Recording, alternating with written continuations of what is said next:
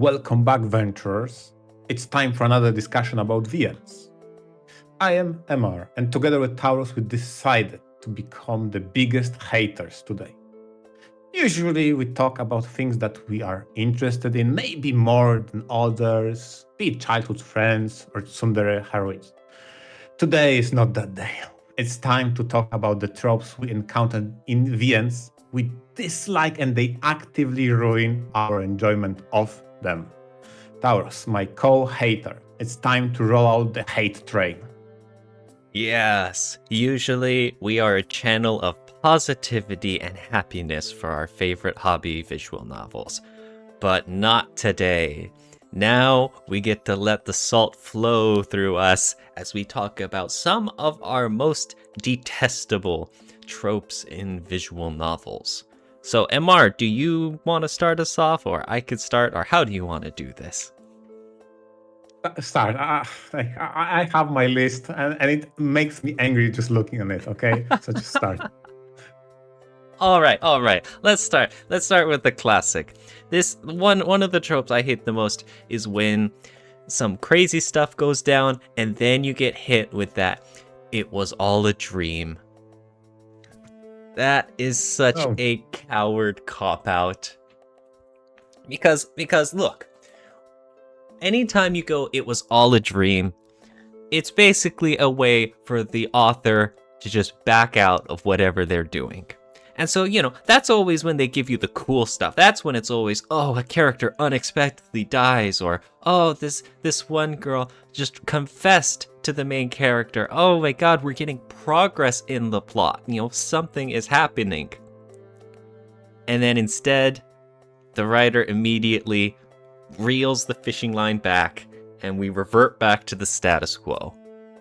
Because, that's what makes it so frustrating. It's like you think you're getting to see something new. You think you're going somewhere with the story, and the writer just immediately says, never mind, I'm too cowardly to actually go that direction.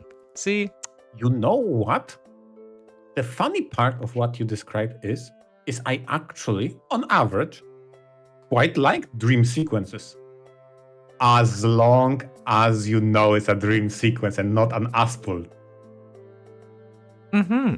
Because I feel like exactly what you described, some sort of exciting development, can be very well demonstrated on a dream sequence, as long as you know it's a dream sequence and you don't get Aspult by the end. Exactly. Because a dream sequence, you're well aware that it's a dream right from the beginning. Yep. Yeah, and in fact, that's, nothing against that. In fact, those are actually good because you get to see, I guess you can visualize the character's, beliefs and inner thoughts in a creative way. You can get really silly and showing, exploring this character's psyche. But when it's all just, it was all just a dream, again, that's not really diving into anything. It's just about dangling something cool in front of you and then chickening out. Because, that's not what you like, right, Emar? Yeah, exactly. I mean, this is another form of an Aspul, of having reader engage with a development, being more, so it can be more action-paced, in which the stakes are high. It can be more of a deciphering of a given situation. Maybe you are in a very dangerous or peculiar moment, and you need to figure out how to proceed, and then it was all a dream, and like, what the And another part of that, also being an Aspul, and maybe even sometimes related to that, man, when it comes to VNs that tend to establish rules early, be it, for example, fantasy setting or a sci-fi, and then preserve that rule set of how everything works, the moment they introduce a final boss or final antagonist, however you can name it, with some sort of an Aspul rule-breaking ability, every single time it just pisses me off so hard. The example that is in my head, this will be a slight spoiler, because I don't want to go into details, but in Hello Lady, at a certain moment in the story that revolves around students with superpowers, each of which is a very weird implementation of a concept. Okay? The final boss has the power of win. What the fuck do you mean? How? Man, it was just so stupid. Because the level of absurdity the author had to invent to topple an opponent of who is described to have a power of overcome adversity is like just too stupid. Like,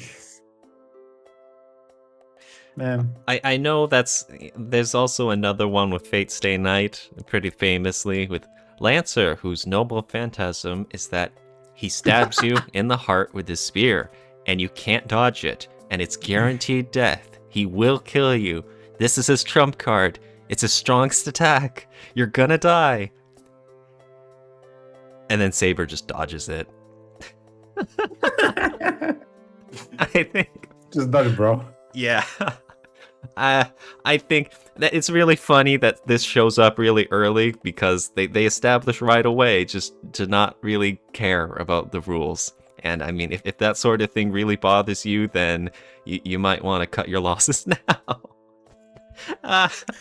And you know what? And maybe that wasn't so annoying in Fate Stay Night is because it was so early.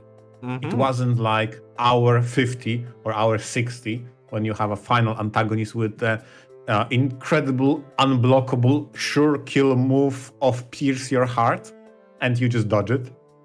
And it didn't feel as cheap, although honestly, hilariously, that's still kind of overblown. It kind of reminds me of two children playing in a sandbox, right? And they come up with the most ridiculous moves. Yeah, this is a sure kill. I win. I had, power shield, and etc. Yes. Nuh-uh. That's the point. Nuh-uh. Exactly. Yeah. And to be fair, it does still continue in Fate further on, but whatever. Yeah. Let me see. So those are some terrible, terrible ones. And I think you made a good point of, why it's more acceptable there in Fate. Because, like, even when you have a work of fiction, there are still intended to be some ground rules, You're supposed to believe that this, I guess, all of these magic systems, all of these rules in place are consistent because that's how world building works. That's how these people, these fictional characters are living their life. So then, when suddenly you just upend it without rhyme or reason for no explanation, it's like, okay, well, this doesn't make sense. I can't believe in this anymore. Exactly. It should be a big, important moment, the way someone circumvents a known rule or maybe a setting or maybe whatever kind of story you're trying to tell. Fine, I feel like this has a place. But if you make it too obvious and too ridiculous, I'm cringing super hard. And I don't think it gets any more ridiculous than the power of winning. Like, what do I even say to that? That's so funny for me to hear from the outside looking in. Yeah, I have the power to people win. Have some sort of muscle control, gravity manipulation, maybe some vision obscure. That all of them require creative solution to have an edge in battle. But there is no creative solution in a power of I win. Yeah. Darn. Here's another one that I hate, is when you have all of these fake as fraudulent, intelligent schemers who always act like, yes, all according to plan. Ah, yes, you've been playing right into my hand the whole time. And you look back on the story, and you're like, there is absolute no way in hell that you have been predicting all of this. Zero chance. No, you did not expect these 500 unexpected events to pop up. You did not, you did not successfully predict that, oh, this character is going to die, but then they didn't really die. They came back and you're like, aha, all according to plan. It's like, what are you talking about? I don't believe you at all. Still, in order to have a schemer or a very intelligent person earn that status in a fiction, it has to be proven how they came up, or maybe how through trial and error they arrived at that conclusion. I remember very fondly, there is one manga, I don't want to spoil the name of. There was one character that impressed me very much so, that suspected, kind of similarly to what you said before, that the dream they were in wasn't necessarily a dream. To test that theory, he pocketed from a dream a piece of seed, of which he planted that tree that grew later on when they returned. And that had enough of suspense of disbelief. I could understand, okay, he tested a theory that he had an inclination something is amiss, had a plan how to test it, and it proven right. Okay, you know what? I can believe that. That was smooth. Yeah, absolutely. Like if you can see them doing the prep work beforehand, that's totally great. If you can see the villain, it's like they're scrambling to make backup plans and stay on top of the situation even when things are getting wildly out of control, that's even better. I love that. I really appreciate that. But what I don't is just when the story says, oh yeah, totally, I predicted this all and this was all part of my great plan. With like zero thought or effort put into it. I'm like, okay, no, I'm not believing this at all. This is silly. I think there is one more trope of having a high ground that I dislike even more than that. Because you're describing a trope in which someone has a high ground in intellectual deduction, in which they say, I knew you would do that because I knew you would know that I predicted that, so I predicted your prediction. It's just like, this is too absurd, right? I mean, but even that's at least something. That's at least some rationale, instead of, oh, here's my super mega big weapon that I've been preparing in secret this whole time to counter exactly what you're doing right now. Yes, and I took into account all your counters and your plans, so they are all within my own plan. It's talk is cheap, yeah. It's easy to write all the dialogue and silly stuff instead of actually showing any of it. Yeah, and on that note of talk is cheap, something that always irks me, and it's kind of a Batman paradox, to borrow from comics. Man, the high morality and sitting on a high horse of, I refuse to kill, but because that would make me a murderer.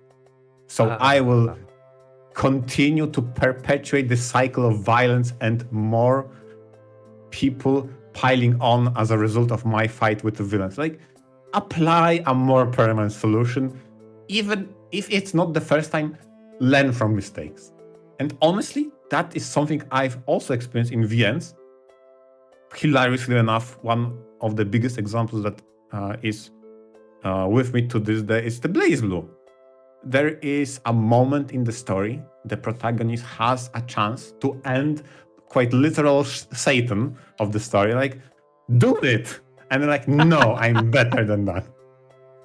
What I read from that is no, because there's 2 more titles to make, okay? Exactly. Yeah, something like, the comic book series or Blaze Blue. It's like, okay, no, we need to keep pumping out material. We can't kill off our super popular villain. Exactly. It's the plot armor for all the wrong reasons. Oh, no. See, actually, I don't mind that belief, that whole idea of the Batman philosophy is, oh, I'm never going to kill. Because at least, it's a great conflict. It leads to all sorts of tough decisions you have to make as the plot requires them, and a lot of, hard philosophical questions. The problem is, either one, like you mentioned, where he's just not going to kill the villain because you just got to keep pumping out releases for more money. But the other issue is like when this only spontaneously comes up at the last second. That apparently it's okay for Batman to just beat the crud out of everyone else and leave them with broken bones. It's okay for our main character to kill a ton of the henchmen and stuff, but suddenly when it comes to the mastermind, now we gotta bring up all the stuff about morality and I can't bring myself to kill. That's just ridiculous. Morality is soft pillow and a warm place in prison, okay? Because that's the moral things to do. And honestly, going back to the trope itself, okay, fine. I will admit to you that the concept of having morality being tested in such a way, that's an intriguing concept. I feel like the moment this trope is overdone is when you face the ultimate evil, someone who is irredeemable. You face that adversary many, many times, and no polite solution work. Apply something more permanent. That's my take. Please, don't perpetuate further. I know you have 2 more games to make. I understand. We have more villains. Yeah, pretty much anytime you have some emotional moment or whatever, and the reader's just rolling their eyes, I think that's a problem.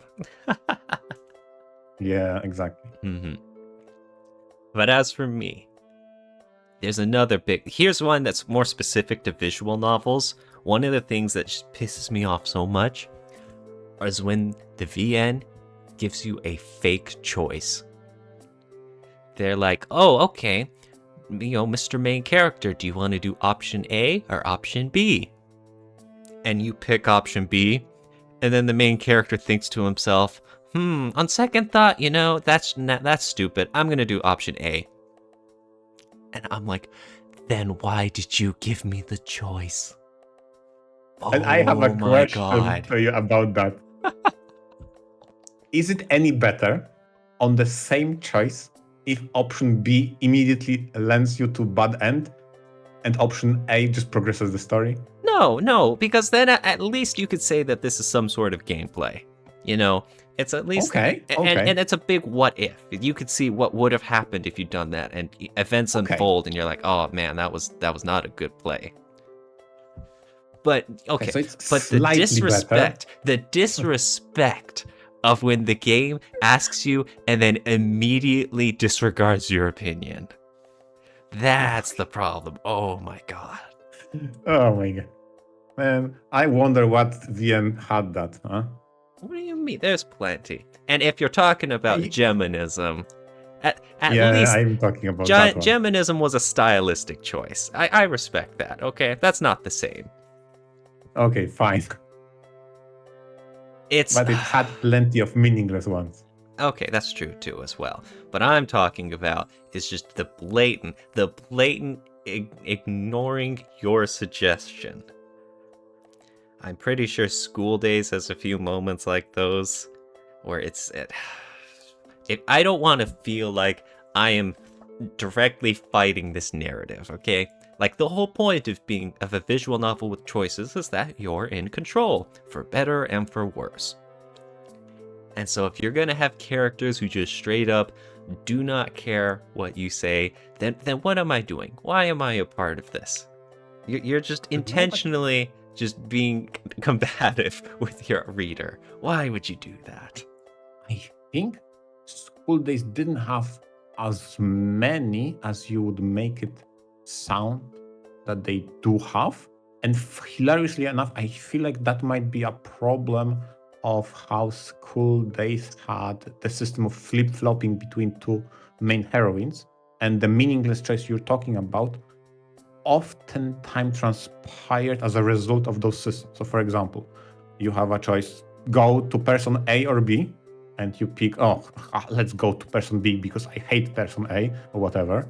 But then the game checks who has more favorability with you, and it's person A. So you're just like, you know what? On second thought, B sucks. Let's go A.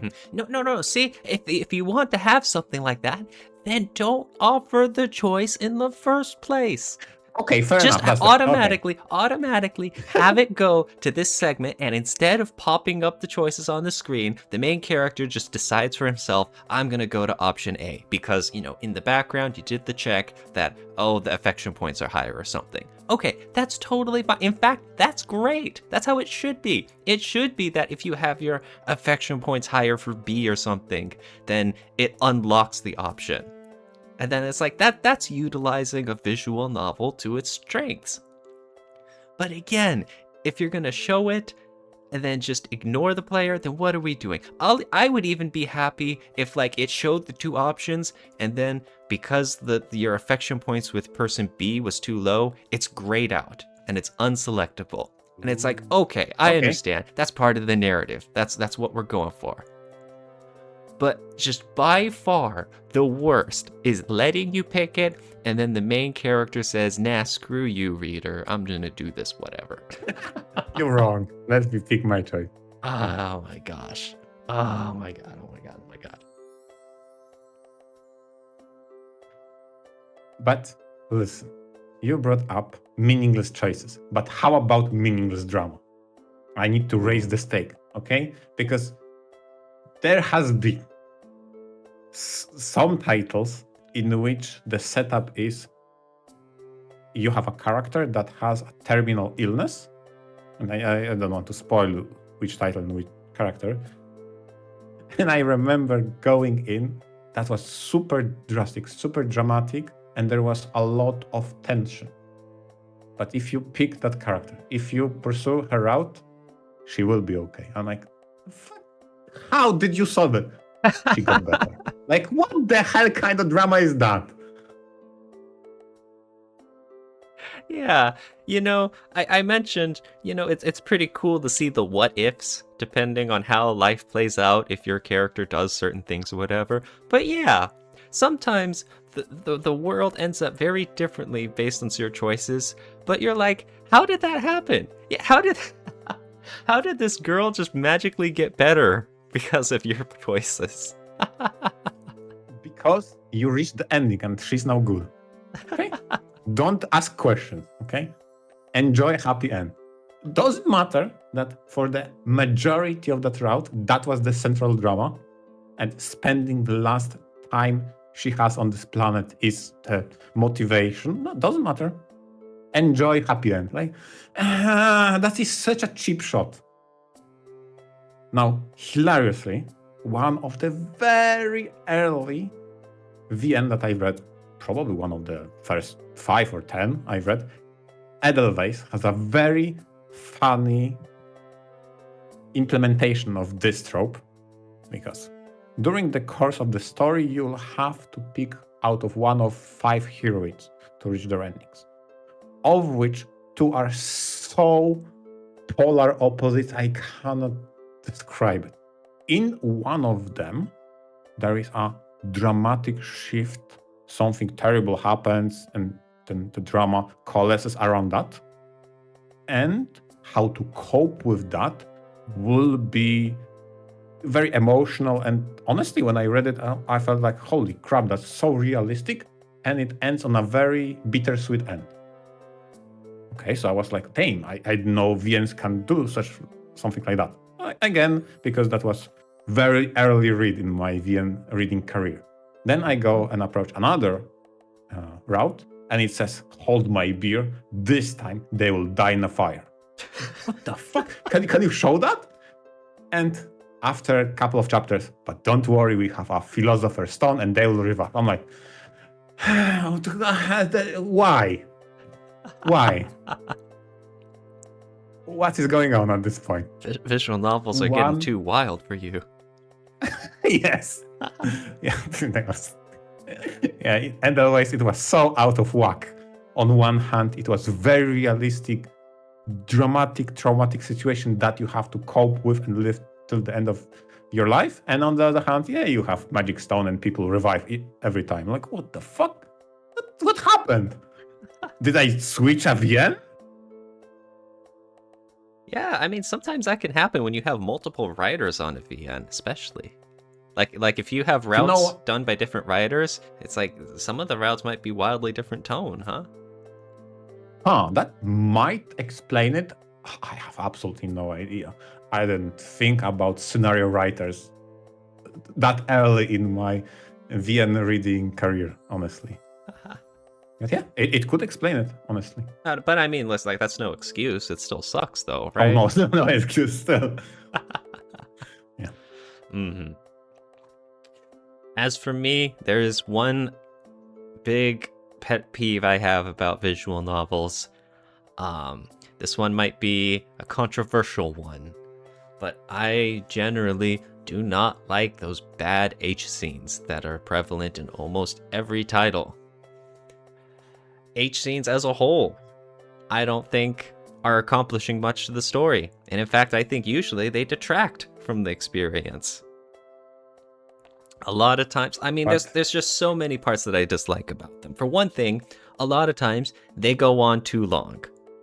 It's like you got to ask yourself, is this H scene in here for any like narrative purposes, or are we just here for pornographic reasons? And considering how long they go, it's like, okay, I think which one is obvious. are you Uh-huh. really telling me you weren't a fan of a Do-Re-Mi fucking Dom with a gacha 8 scene mechanic? In Demon's Roots, that was wild. And no, Yeah. I did not like that. I absolutely hated that place. I am shocked. I am shocked. God, I don't I'm like so shocked. I don't like the H scene scripts. It's just full of moans and sound effects and stock dialogue lines.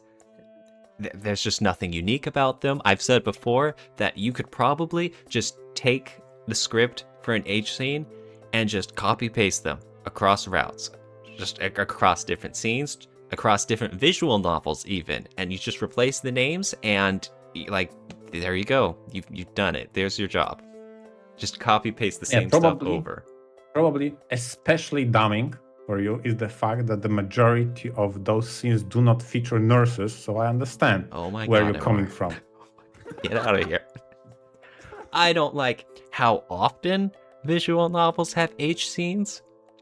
Sometimes people will try to say that, oh, I'm a mature adult and these are mature stories, and, sex is an important and human part of relationships and life and all of that. And it's like, okay, you know what? That's true. That's very true. I think that only applies to the first time you see an H scene in a visual novel or in a route or whatever. The first time, just to show that building, development, romance, whatever. Every time after that, that doesn't work anymore. That argument doesn't hold water. Because now it's just, once again, we're getting into just the pornographic reasons. And other people may like that. Okay, you do you. But I'm trying to read a visual novel here for the story and the plot and all that. I'm getting interrupted here. And I don't like it. It's a pet peeve, like I said. For me, the biggest misstep in H scenes is their placement within the story. And no amount of it applies to the first H scene can excuse the H scene that happened, for example, in Fate Stay Night on the Fate route. Like, sorry, in the middle of us running away, we need to recharge. This is a battery charging station now. Like, what are we doing now? Once again, it's an asshole of a reason, too. True. This has never been mentioned, and in fact, it resolves the problem that we've been facing for all of Act 1 about recharging servants with mana. And suddenly, oh no, just here's the miracle solution that we've just kept from you the whole time for no reason. How convenient, right? How convenient. Oh my gosh. Do I even need to bring up the aquarium day? Oh, no. Oh, you want to talk about Geminism? To remember Geminism. It pains me to think about the title more. Trying to enjoy the story and the emotion and the relationships and Geminism, and now it's, oh, nope, you're getting an H scene now. I remember vividly when I had on one of the reports talk about Dead End Ages and how that title just broke me psychologically when I expected way more than just people being tortured by age scenes. And it literally tortured me reading those. Okay. I really expected more from story about magical girls fighting alien invasion than just age stuff all the time. If only. Any other closing thoughts, Amar? I mean, yes, and speaking of yes, probably the one thing that irks me when it comes to Moege and titles it is how often I encounter a trope in which you have to measure your responses to a heroine in order to earn affection points. Meaning, I don't know why this happens in VNs, in which you get asked a question about your preference of what you like to do, and you better pick the one she approves or likes herself. Otherwise, you will not get affection points. I'm like, that's not how humans interact, okay? Oh, like when you're trying to get onto like the bookworms route, and you have to keep telling her, "Oh yeah, I love reading too." Yeah, I love reading, especially the ones you like to read. Oh yes, we are so alike. I'm like, oh my God. I feel like, and maybe this is an example of how I like the best VN couples. Is they have a good chemistry despite not stating that they are clone of each other. And they have good chemistry. They don't demand that you need to be me but female version or male version. No, a lot of the time the best couples are two characters from a VN that have a very good back and forth despite their differences and despite their different approaches to certain things or even hobbies. I wonder if that's a Japan sort of thing. You know, that sort of conformity culture. Maybe that could be. Yeah, you are right. That does take a lot of that spice, or the variety of the spice of life out of seeing the differences, seeing the interactions. Yeah, I see what you mean. Totally. And on the flip side, because I cannot leave this episode without mentioning this trope, man, how often whenever I see a character that unnecessarily undersells herself, in probably the biggest example I can think of is Raider from Fate Stay Night, in how she undersells her beauty and her value by saying, oh, others are cuter and I'm so tall, and tall women are unattractive, etc. So I'm like, you're the goddess of fertility. Why are you farming pity points? Although, man, yeah, you totally have a point about the trope. Is when you have a character who looks, pretty attractive, or definitely not ugly, and yet they're putting themselves down as, oh man, I'm so ugly. No one could love me. Oh, I'm hopeless. It's like, okay. I think there is a fine line of overdoing being a loser and getting some pity points. And I feel like there are certain characters that definitely overstep their boundaries. And I always remember Raider. It's like, just stop. Just stop talking. Stop. In Fate Stay Night, she only did it like once. And it still irks me. That's the crazy part. But maybe then again, maybe I remember those conversations from Hollow Ataraxia as well. Oh yeah, Hollow Ataraxia had more on that front. Well, I feel much happier getting all that stuff off my chest. What about you, Amar? Yeah, I'll just... Yeah, similarly, and for the sake of Nessan, who told me not to talk about my dislike of teacher again, I omitted this topic, okay? We'll bury the hatchet, Nessan. Please, don't hate on me. I'm not talking about how Marimo is bad. Mm-hmm. Anyways, we'll save Nene-san from any slander. Thank you all very much for listening. I hope you all enjoyed. And if you have any hated tropes that you're sick of seeing in visual novels, let us know in the comments. Because I don't know, it might be one of our favorites, and then, we might have some trouble here. Oh yeah, we're throwing down at that point, okay. And thanks for all our listeners for listening in, and VNture out. VNture out.